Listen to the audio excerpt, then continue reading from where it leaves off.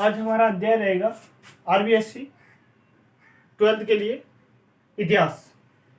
History का अध्याय, पहला अध्याय रहेगा भारत का वैभवपूर्ण अतीत। भारत का वैभवपूर्ण अतीत, भारत का वैभवपूर्ण अतीत। भारत भारत भारत की जानकारी। भारत हमेशा से एक भौगोलिक इकाई रहा है। भारत एक भौगोलिक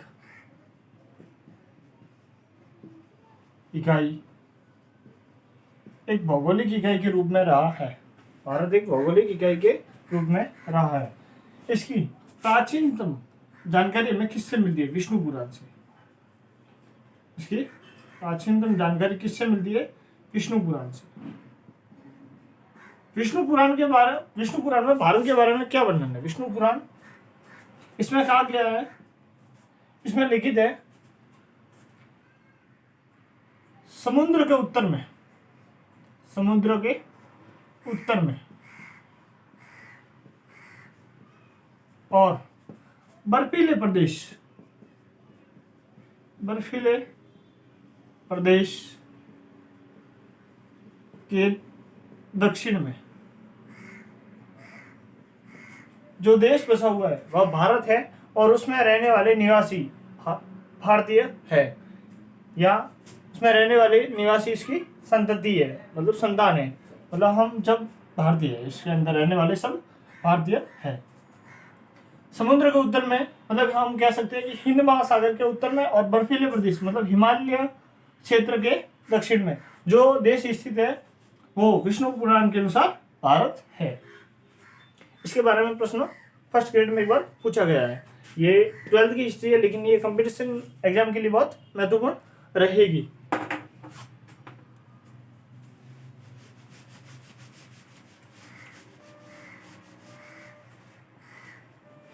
इतिहास की शुरुआत करते हैं हम।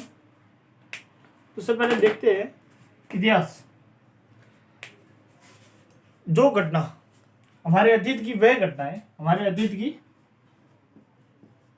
वे घटनाएं जो साक्ष्य और जिनके साक्ष्य और जो प्रमाणित हो सके, जो सिद्ध हो सके, वह इतिहास कहलाती है।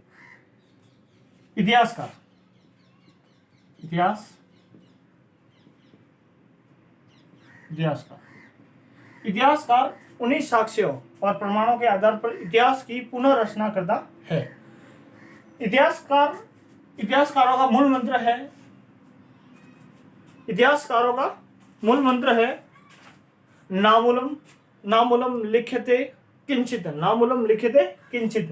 मतलब हम कह सकते हैं कि बिना मूल और आधार के कुछ नहीं लिखा जा सकता। बिना मूल या आधार के कुछ नहीं लिखा जा सकता। अब प्राचीन भारत, एंशिएंट इंडिया को जानने के सोर्स हमारे पास। प्राचीन भारत को जानने के लिए मुख्य रूप से जो सोर्स है, उन्हें हम दो भागों में बांटते हैं। कितने भागों में बांटते हैं? दो। स्रोत उन्हें हम कितने भागों में, प्राचीन भारत के इतिहास को जानने के जो स्रोत है उन्हें हम दो भागों में बांटते हैं। कौन कौन से?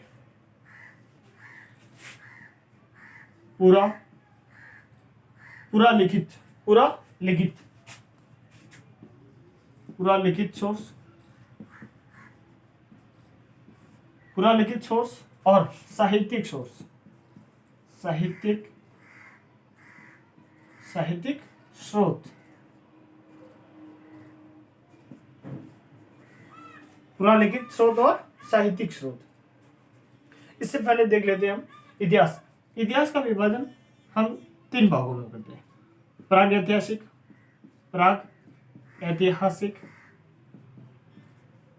आद्य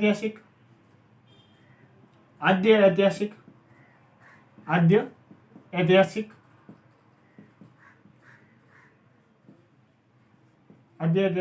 और ऐतिहासिक।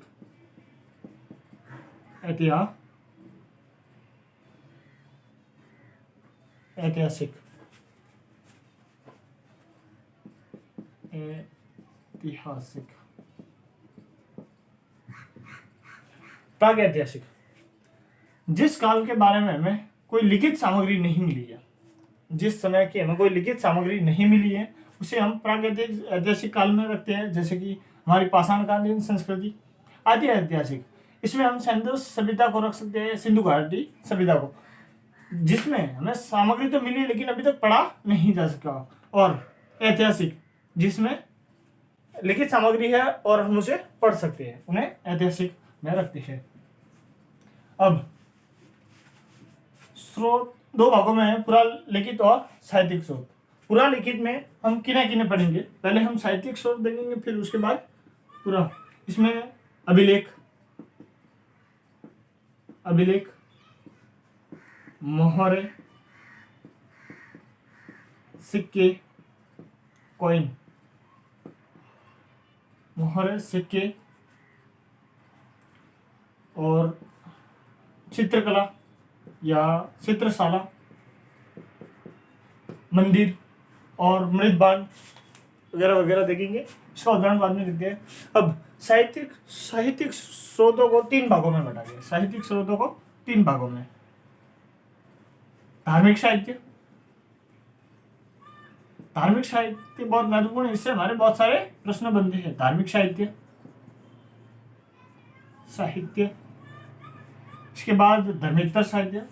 धर्मेतर में हम कह सकते हैं कि जो धर्म के अतिरिक्त है, धर्मेतर साहित्य और वंशावलियां, और तीसरा हम कह सकते हैं वंशावलियां।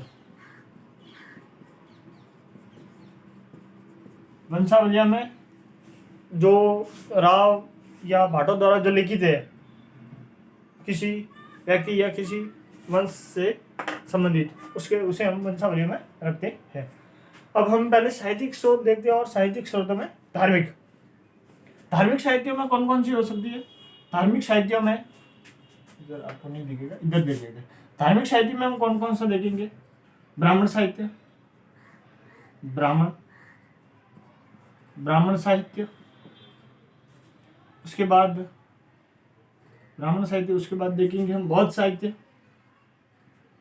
बौद्ध साहित्य, उसके बाद हम देखेंगे जैन साहित्य। धर्मेतर साहित्य में भी हम देख सकते हैं ऐतिहासिक ग्रंथ, विशुद्ध ऐतिहासिक साहित्य, क्षेत्रीय साहित्य, किसी क्षेत्र विशेष, जैसे कि हम भारत में देखते हैं राजस्थान से संबंधित या महाराष्ट्र से संबंधित क्षेत्रीय साहित्य, मतलब किसी क्षेत्र विशेष से। और इसमें हम देखेंगे विदेशी साहित्य या विदेशी यात्रियों का विवरण, विदेशी साहित्य, इसमें हम कह सकते हैं विदेशी यात्रियों का विवरण, जिसमें चीनी, यूनानी, मुस्लिम, तिब्बती, ठीक है, मिटा देते हैं इसे। अब हम सबसे पहले देखते हैं ब्राह्मण साहित्य के बाद हम देखेंगे बौद्ध साहित्य और फिर जैन साहित्य। ब्राह्मण साहित्य, ब्राह्मण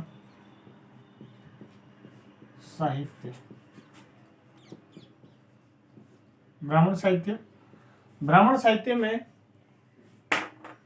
सबसे प्रमुख है वेद। ब्राह्मण साहित्य में सबसे प्रमुख वेद है। वेदों की संख्या 4 है।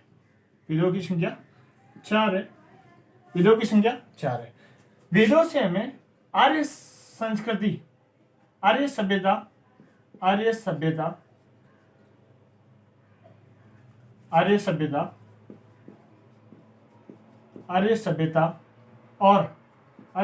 और संस्कृति, आर्य संस्कृति जानने के महत्वपूर्ण स्रोत है। आर्य सभ्यता और संस्कृति जानने के महत्वपूर्ण वेद ज्ञान के भंडार है। वेदों की संख्या 4 है। कौन कौन सी देख लेते हैं हम। वेदों की संख्या 4 है।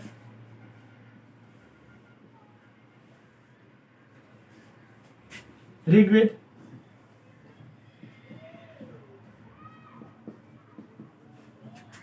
यजुर्वेद,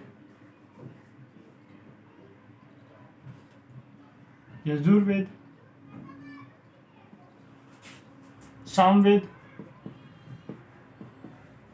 अथर्ववेद।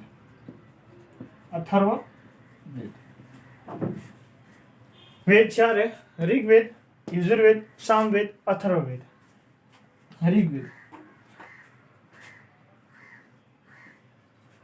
ऋग्वेद छंदों में लिखा गया है, छंदों या ऋचाओं में लिखित है। ऋचाओं में लिखित है। यजुर्वेद यज्ञ से संबंधित है, यज्ञ व कर्म कांडों से संबंधित है। यज्ञ व कर्म कांडों। सामवेद संगीत से संबंधित है, जो आर्य द्वारा राग गाया जाता था उसके बारे में इसमें वर्णित है। अथर्ववेद में विविध विषय है, जैसे कि विविध मतलब हम कह सकते हैं अलग अलग, जैसे कि जादू टोना टोटका, विज्ञान, जादू टोना टोटका विज्ञान, और हम देख सकते हैं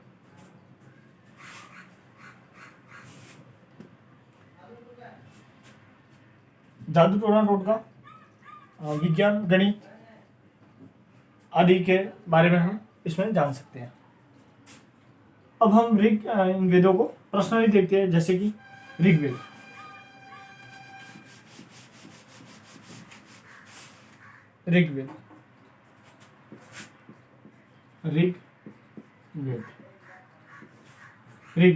ऋग्वेद में हम देख सकते हैं, इसमें यह सबसे प्राचीन वेद है। यह सबसे प्राचीन वेद है। ऋग्वेद सबसे प्राचीन है। इसके अतिरिक्त हम कह सकते हैं इसमें 1028 सूक्त है। इसमें 10 मंडल मंडल से हम ले सकते हैं आप, जैसे कि हमारे इतिहास में कैसे टॉपिक दिए हुए हैं पाठ, उसी तरह हम मंडल का मतलब समझ सकते हैं कि एक अध्याय की तरह है। ठीक है, 10 मंडल, 1028 सूक्त और 10,580 ऋचाएं है। इसमें ऋग्वेद में पहला और 10वां मंडल, ऋग्वेद में पहला और 10वां मंडल सबसे बाद में जोड़े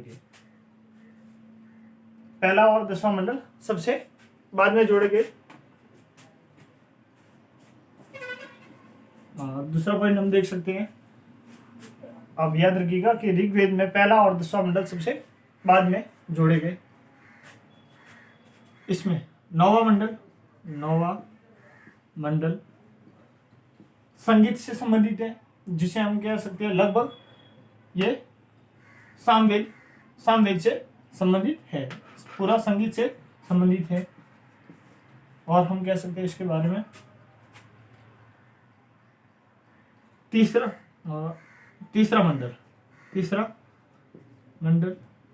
मंडल सूर्य के देवता सावित्री से संबंधित है, और जो हमारा गायत्री मंत्र है। तीसरा मंडल, 9वां मंडल संगीत, तीसरा मंडल सावित्री, देवी सावित्री से संबंधित है, जिससे हमारा गायत्री मंत्र लिया गया है।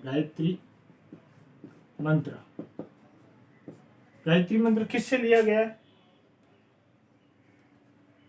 तीसरे मंडल से। जो वर्ण व्यवस्था मिलती है 10वें मंडल, दसवें मंडल जो 4 वर्णों की व्यवस्था है, चातुर्य वर्ण व्यवस्था, चातुर्य वर्ण व्यवस्था, वो 10वें मंडल से ली गई है। 10वें मंडल के पुरुष सूक्त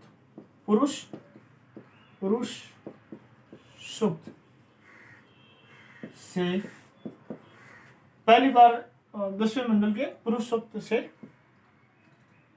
सूक्त में उल्लेख किया गया है।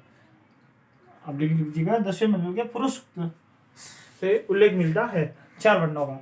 4 वर्ण क्षत्रिय, ब्राह्मण, क्षत्रिय, वैश्य, शूद्र। ब्राह्मण, क्षत्रिय, वैश्य, शूद्र, ये ऋग्वेद के 10वें मंडल के पुरुष सूक्त से संबंधित है।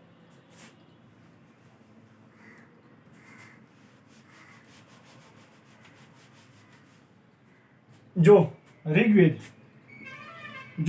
का उच्चारण करता है उसे हम, उस ब्राह्मण का नाम होत्री या होत्रा कहते हैं, ब्राह्मण। इसके बाद में हम इसमें देख सकते हैं होत्री या होत्रा देख लिया हमने, ब्राह्मण, ये इसका ब्राह्मण है, ब्राह्मण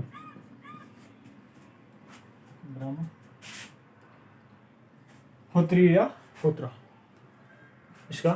इसका उपवेद नहीं, इसके ब्राह्मण ग्रंथ, मतलब जो इन्हें 4 वेदों को समझने के लिए बाद में जिनकी रचना हो की गई उन्हें हम ब्राह्मण ग्रंथ कहते हैं। ब्राह्मण ग्रंथ में हम देख सकते हैं इसके लिए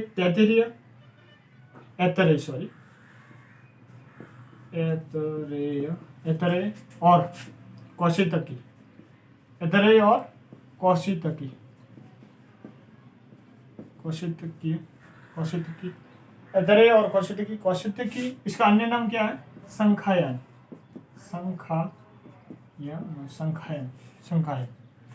ऐतरेय और कौशितकी, इसका अन्य नाम क्या है? संखायन।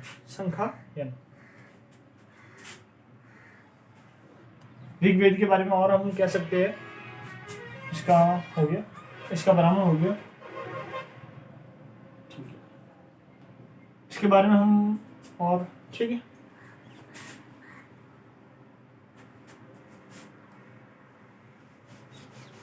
अब हम देखते हैं यजुर्वेद। यजुर्वेद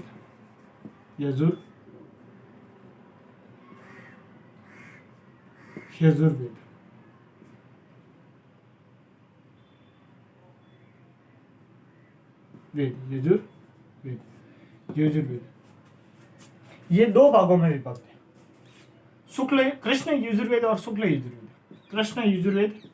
कृष्ण यजुर्वेद और शुक्ल यजुर्वेद। कृष्ण यजुर्वेद और शुक्ल यजुर्वेद, ये एकमात्र वेद है जिसे पद्य और गद्य दोनों में लिखित है। पद्य और गद्य, मतलब हम कह सकते हैं पद्यांश और गद्यांश, पद्य और गद्य में लिखित है।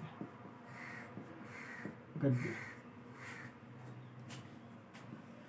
इसका जो उच्चारण करता ब्राह्मण होता है उसे हम अदरव्यू, इसका जो उच्चारण करता है उसे अदरव्यू, इसका ब्राह्मण उच्चारण करता ब्राह्मण अदरव्यू है। इसके ब्राह्मण ग्रंथ तैतरेय और शतपथ, इसके ब्राह्मण ग्रंथ तैतरेय और शतपथ है। इसके ब्राह्मण ग्रंथ कौन से हैं? तैतरेय और शतपथ।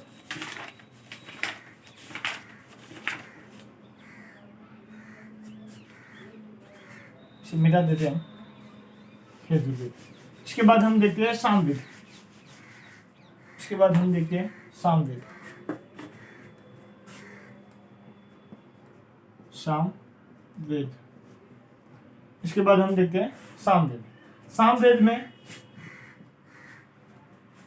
सामवेद संगीत से संबंधित है। सामवेद संगीत से संबंधित है। इसका ब्राह्मण उद्गाता,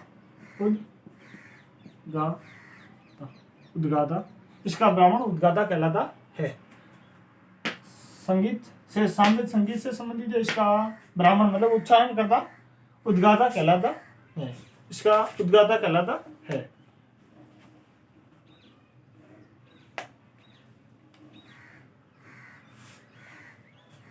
ठीक, इसके बाद में हम देखते हैं अथर्ववेद। अथर्व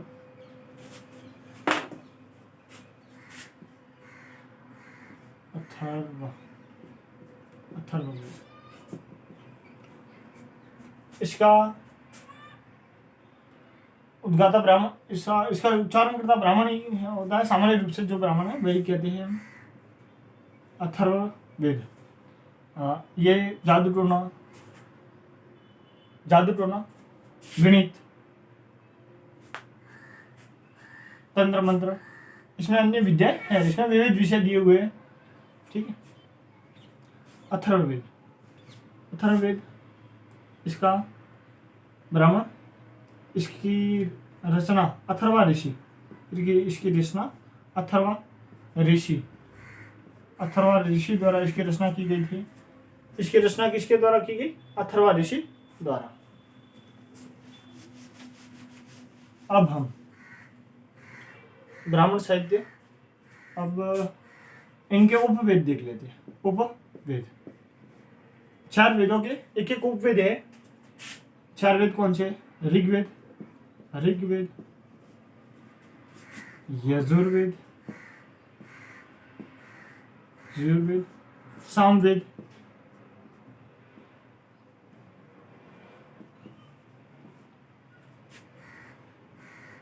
और अथर्ववेद।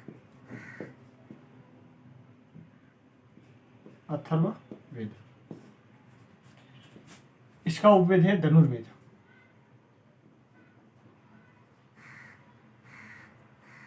धनुर्वेद,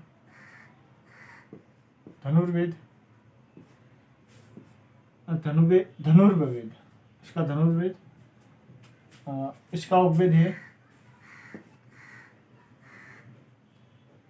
धनुर्वेद। इसका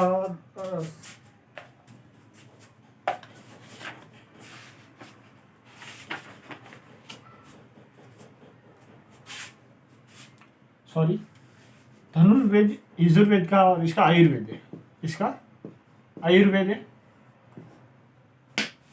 ऋग्वेद का उपवेद आयुर्वेद है। इसका धनुर्वेद है, और सामवेद का है गंधर्ववेद, और अथर्ववेद का है शल्भवेद। ये चिकित्सा से संबंधित है। चिकित्सा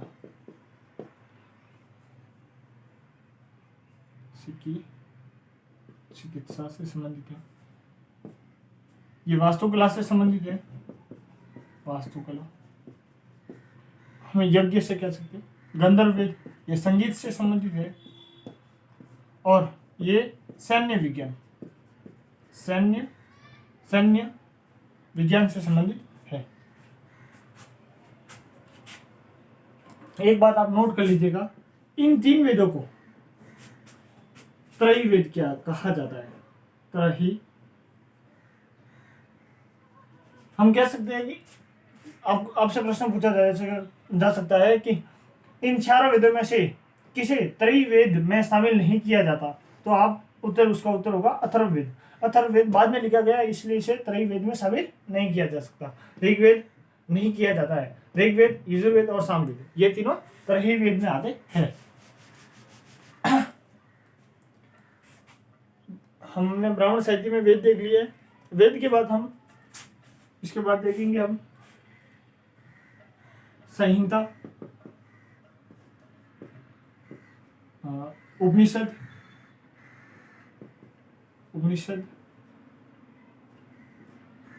आरण्यक,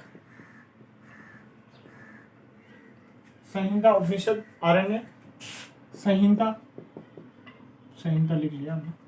संहिता, उपनिषद, आरण्यक और स्मृति। स्मृति, ठीक है। आरण्यक, आरण्यक का मतलब होता है अरण्य। आरण्यक, आरण्यक का मतलब होता है जंगल। ऋषियों द्वारा जिन ग्रंथों का जंगलों में बैठकर, वनों में बैठकर जिनका संकलन किया गया उन्हें आरण्यक कहा जाता है। जिन ग्रंथों का जंगलों में बैठकर संकलन किया गया उन्हें आरण्यक कहा जाता है। उपनिषद, उपनिषद, उपनिषद का सामान्य अर्थ होता है, उपनिषद का सामान्य अर्थ होता है गुरु के सम्मुख, गुरु के समीप, गुरु के समीप बैठकर, गुरु के समीप बैठकर ज्ञान अर्जन करना। लेकिन यहाँ उपनिषद लिखे गए तो हम इसका मतलब क्या कह सकते हैं कि इसमें गुड़ विषय, गुड़, गुड़ विषय मतलब हम कह सकते हैं हार्ड विषय और नैतिक आचरण, और गुड़ विषय, गुड़ विषय और नैतिक आचरण, नैतिक आचरण से संबंधित नियमों का, आचरण से संबंधित नियमों का संग्रह है। इसके बाद हम देखेंगे वेदांग। वेदांग, वेदांग और वेदांत एक अलग शब्द भी होता है। वेदांत, वेदांत, वेदांत वेदों के अंतिम भाग है और वेदांग वेदों के 6 भाग है, इनकी संख्या 6 है। वेदांग, इसमें शिक्षा, शिक्षा, शिक्षा, कल्प, शिक्षा, कल्प, व्याकरण, शिक्षा, कल्प, व्याकरण, शिक्षा, कल्प, व्याकरण, निरुक्त, निरुक्त, छंद और ज्योतिष। ज्योतिष, वेदांत के 6 भाग हैं, शिक्षा, कल्प, व्याकरण, निरुक्त, छंद, ज्योतिष।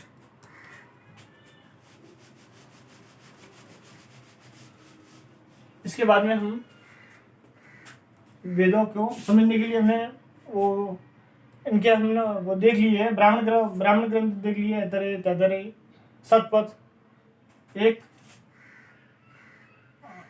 अथर्ववेद का है गोपथ, तब शायद हमने नहीं देखा था। अथर्ववेद का गोपथ ब्राह्मण ग्रंथ है। गोपथ ब्राह्मण ग्रंथ है।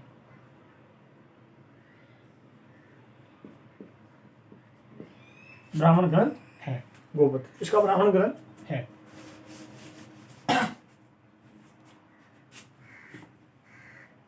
अब हम देखते हैं पुराण। अब हम देखते हैं पुराण। पुराणों की संख्या 18 है। पुराणों की संख्या 18 है और इसमें सबसे प्राचीन पुराण मत्स्य पुराण है। मत्स्य पुराण है। इसमें मत्स्य पुराण है।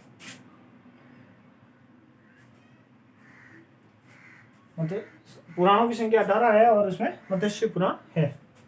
अब स्मृतियां, इसके मत्स्य पुराण के अतिरिक्त विष्णु पुराण कह सकते हैं, मार्कंडेय पुराण कह सकते हैं, वायु पुराण कह सकते हैं। अब हमारी स्मृतियां,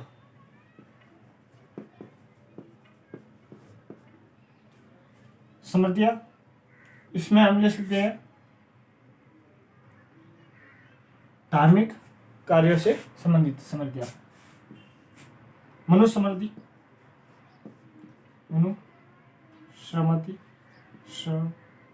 मनुस्मृति, याज्ञवल्क्य,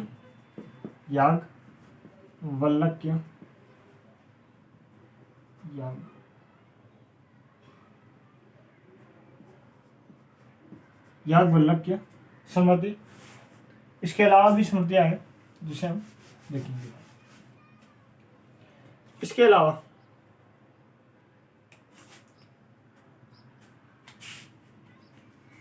ठीक है, अब हम देखते हैं बौद्ध साहित्य। बौद्ध साहित्य हमारा दूसरा पॉइंट था बौद्ध साहित्य। दूसरा पॉइंट था बौद्ध साहित्य। मूल रूप से यह पाली भाषा में लिखा गया। मूल रूप से या मुख्य रूप से इसे हम क्या बौद्ध साहित्य को हम कह सकते हैं पाली भाषा में लिखा गया है। बौद्ध साहित्य में सबसे प्रमुख है त्रिपिटक। त्रिपिटक बौद्ध साहित्य में सबसे त्रिपिटक। त्रिपिटक में ये 3 है। त्रिपिटक कितने हैं? 3। कौन कौन से हैं? विनय पिटक, विनय पिटक, सुत्त पिटक, अभिधम पिटक, अभिधम पिटक, विनय पिटक। इसमें बौद्ध भिक्षुओं के नियमों, बौद्ध भिक्षुओं के नियमों और आचरण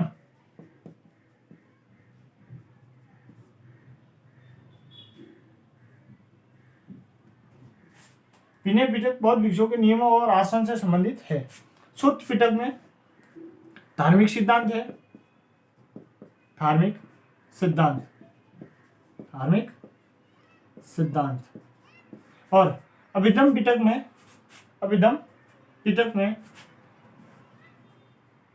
दार्शनिक सिद्धांत। अभिधम पिटक में दार्शनिक सिद्धांत।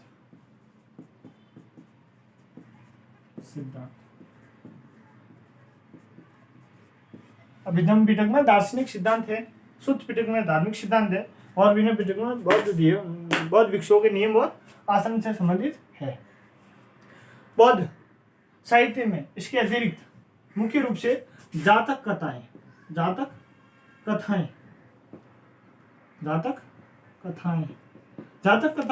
बुद्ध के जन्म से पूर्व, बुद्ध के पूर्व जन्म की कथाएं। इनकी संख्या 549 है।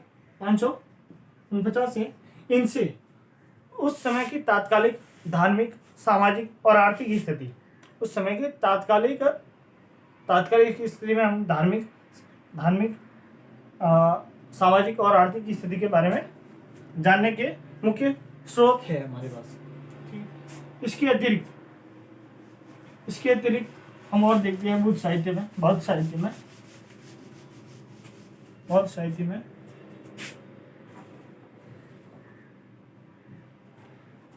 मिलिहिंद पनो।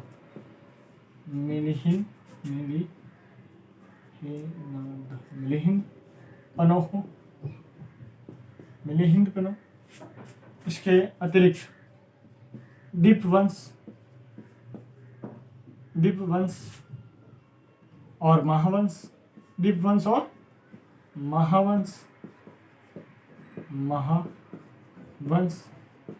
मिलिहिंद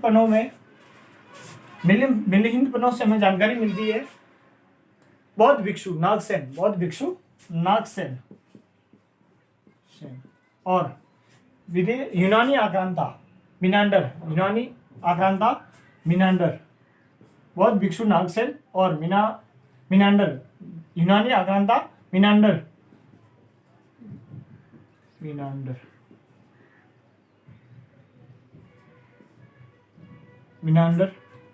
इनके वार्ता मतलब इनके बीच जो बातचीत होती है उसके बारे में हमें मिलिहिंद पनों से जानकारी मिलती है। दीपवंश और महावंश, यह मौर्य वंश, इनसे हमें मौर्य की जानकारी मिलती है, मौर्य वंश की जानकारी मिलती है। और सिंहल द्वीप, और इनसे सिंहल द्वीप मतलब हम श्रीलंका कह सकते हैं, श्रीलंका। सिंहल द्वीप के इतिहास की जानकारी मिलती है।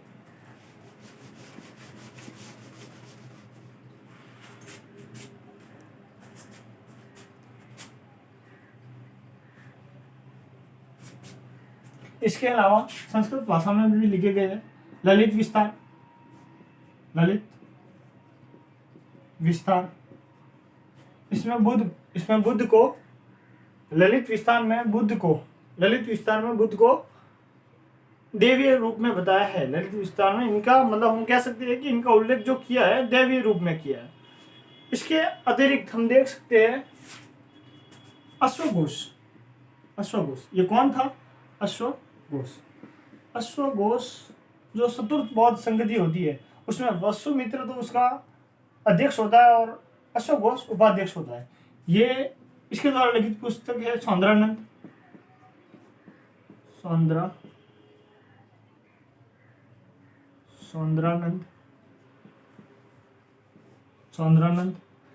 और सारीपुत्र प्रकरण,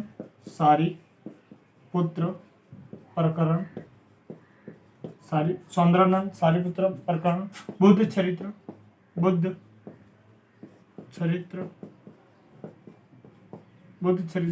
ये किसके द्वारा लिखे गए? ये अश्वघोष के द्वारा लिखे गए हैं। अश्वघोष उपाध्यक्ष था चतुर्थ बौद्ध संगति का और इसने सौंदरानंद, बुद्ध चरित्र और सारीपुत्र प्रकरण लिखे। इसके अनुसार हम एक और देख सकते हैं दिव्य वदान।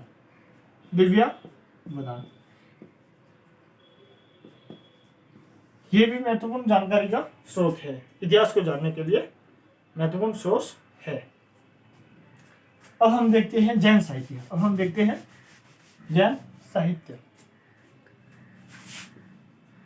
जैन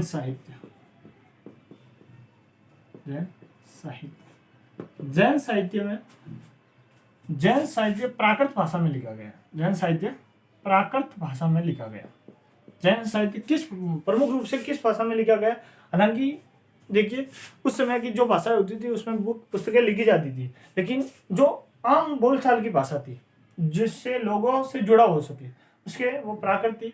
बौद्ध साहित्य पाली में है और ये जैन साहित्य प्राकृत भाषा में लिखित है। इसके अलावा संस्कृत में भी कुछ पुस्तकें लिखी है। हम जैन साहित्य इसे आगम कहा जाता है। जैन साहित्य को क्या कहा जाता है? आगम कहा जाता है। इसमें 12 अंग, 12 उपांग,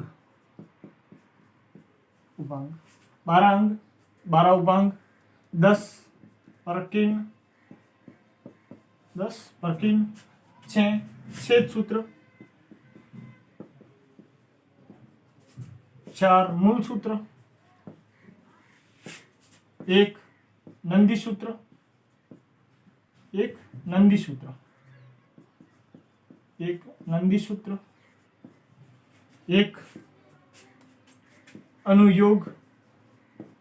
अनुयोग द्वार, 1 अनुयोग। इन सबको क्या कहा जाता है? आगम कहा जाता है। ये जैन साहित्य है। अनुयोग द्वार का एक अनुयोग द्वार है। इसके अलावा परिशिष्ट पर्वन, हम देखते हैं परिशिष्ट पर्वन। इसके अलावा देखते हैं परिशिष्ट जैन साहित्य देख रहे हैं हम। परिशिष्ट पर्वन,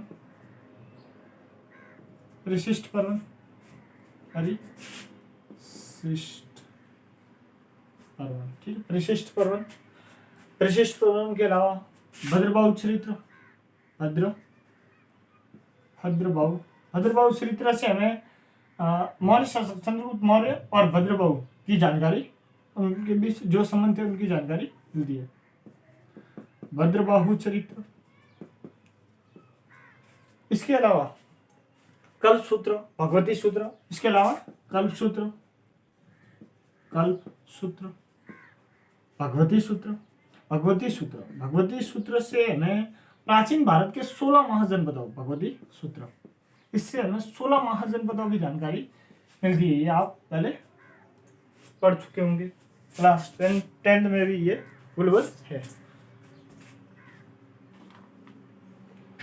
ठीक है। अब हमारा ये अन्य बाकी हम इसके अलावा जो दूसरा पॉइंट होता है हमारा धर्मेतर साहित्य, धर्म के अतिरिक्त साहित्य, वो हम दूसरे वीडियो में करेंगे। अगर ये आपको वीडियो अच्छा लगता है तो कमेंट करके बताएं।